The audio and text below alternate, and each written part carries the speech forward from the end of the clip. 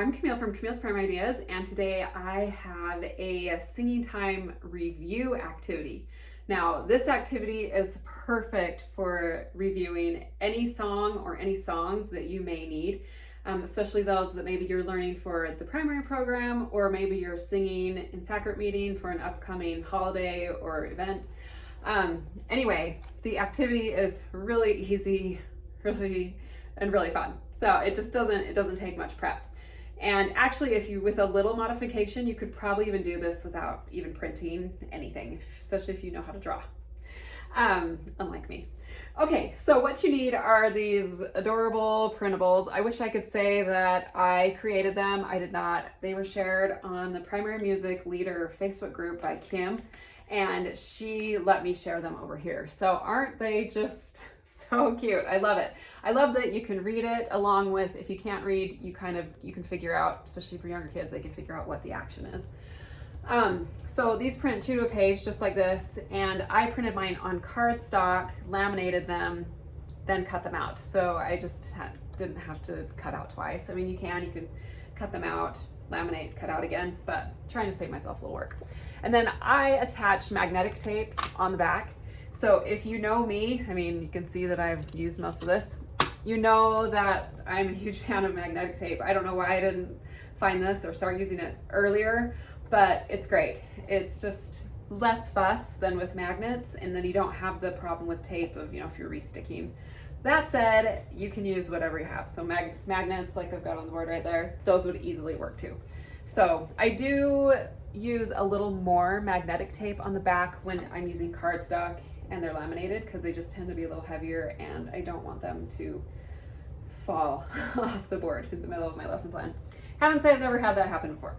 But anyway, so you can access these using the link below. They're all linked on my website. All right, so once you have your printables, basically all you're gonna be doing is creating a pattern using various movement activities. So if your song is 4/4, you would need 4 different body rhythm actions. So, and I just randomly put this up. So this would be the body rhythm, hand slide. So we're gonna be sliding our hands on beat count 1. And then we're gonna stomp with your foot. Then you're gonna snap, and then you're going to rest, all right? So what I would do, so whatever song you're in, I've got Nephi's Courage up here ready to go. So we would do, it's 4/4, that's time signature is. So for the first one, I would probably just have the kids get, I can't even talk and do this at the same time. Have the kids practice doing this body rhythm pattern before you start singing. So let's just hand slide, stomp, snap, rest, and then you would just do that a few times just to get, okay, let's keep it going, and then have the pianist come in to your beat for the introduction, and then you're going to start singing. So that's where they're really going to be challenged. I'm going to be challenged. I don't know about you, but lots of mess ups, which is perfect, because if those kids are thinking and trying to do this body rhythm and sing, guess what they're not going to be? Distracted. So they're going to be totally engaged and trying to just like, oh my gosh, this is kind of hard. See if I can talk and do this while I hand slide, stomp, snap, rest. Okay. So then what I would probably do, just to get more variety, I would probably let children come up every time, like maybe each verse. And maybe if I want to do even more verse and then chorus, we'll stop and we'll put up a new pattern. And I'll probably let kids come up and just choose one. What I do love, you can print as many as you want, but I like the 2 because I could totally see my kids putting 4 of the rest ones up, 4 of these. And oh, we're not singing, we're resting or whatever. But I guess I could rest, I don't know. But I would say probably you don't want to print too many, too many options. I think the more variety is better. So anyway, then you can just take these down, maybe slide them down here. I don't know, or if you have a table nearby, and then you can just put up new ones. We're gonna clap, and we're going to pat, and we're going to, let's stomp. And we will, I don't know, we've used them all. We'll clap again, how's that? Okay, so this is now our order. And then again, let's practice. Let's clap, let's pat, let's stomp, and clap again. Okay, and then let's practice that, and then our pianist can come in and we'll do it again. And you can just repeat this with the same song, same verse, and then maybe verses and chorus, whatever you want, and then change your song. So just make sure whatever the time signature is on your song that you have enough of these to match. So if your song is 3/4, you're only going to need 3. Now what you can do is if you've got junior, senior, and you want to make it a little more difficult, for junior you could on the 4/4 give them 2. So it would be slowly, so you would clap, 2, pat, 2. So you go 1, 2, 3, 4. So that would just make it a little simpler. And then if you wanted, okay, let's add in another one, or maybe even resting. Or you could go, where's my rest? You could even go rest like that. So we're gonna clap, rest, stomp, rest. So that might make it just a little simpler. Senior primary, I would hands down make it as hard as you can do it.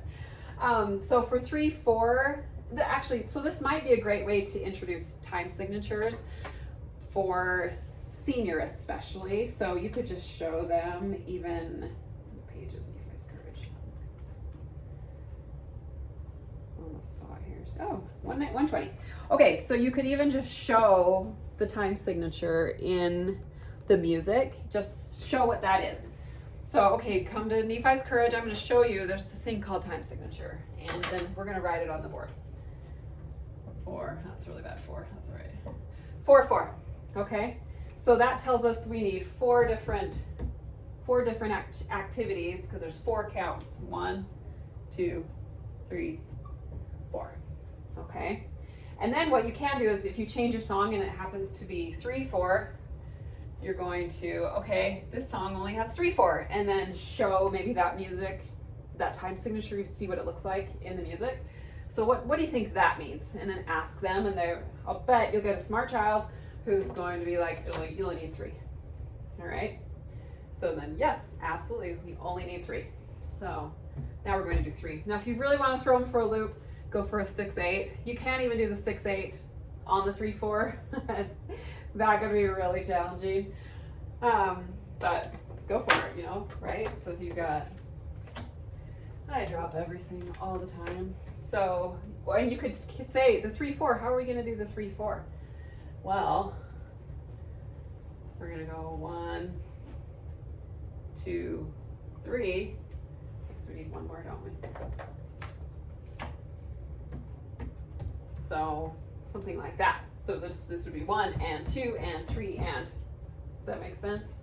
The ands with my own kids when I'm teaching them piano, the half counts, they have a hard time with that. But so let's get a little more technical. Anyway, so that would be a fun challenge if you had a 3/4 song. I mean, you could do it if you have a 2/4 and you just go 4/4, but I think that's pretty similar. So have I confused you all yet? Anyway, so you would just repeat. If you want to keep this simple and don't do any music theory, just put your pictures up here, swap them out, which is probably what I'd recommend, unless mostly for the senior primary if you want to teach them a little music theory with time signatures and counting, because this really just helps them keep the beat. So what do we have? Clap, rest, stomp, hand slide, pat, snap. That would be a lot. Anyway, so then once they've got the rhythm down, then they will start doing the rhythm while singing. I mean, they're just really going to be trying to process all this as you sing. So anyway, this has been a huge success. This activity has been a huge success from a lot of people who have already done it. I know Charlotte Dance just rapped and raved about this activity too. So I hope that really helps you review some songs in primary. And you can, what's great about this is you can use it throughout the year. I mean, I printed and laminated and cut out, and it probably took me 10 minutes, if that. But, I did want to say that if you don't want to print, don't have the time, you could either just write the words on the board, pat. But for younger kids who don't read, that would be really hard. So if you want to try and draw the pictures, or maybe have a symbol for the clapping and the resting, the stomps, you could do the shoe, hand slides and padding. Anyway, if you really had to in a pinch, you could easily just replicate this using only board. So I hope that helps you this week in singing time. Let me know how it goes in the comments.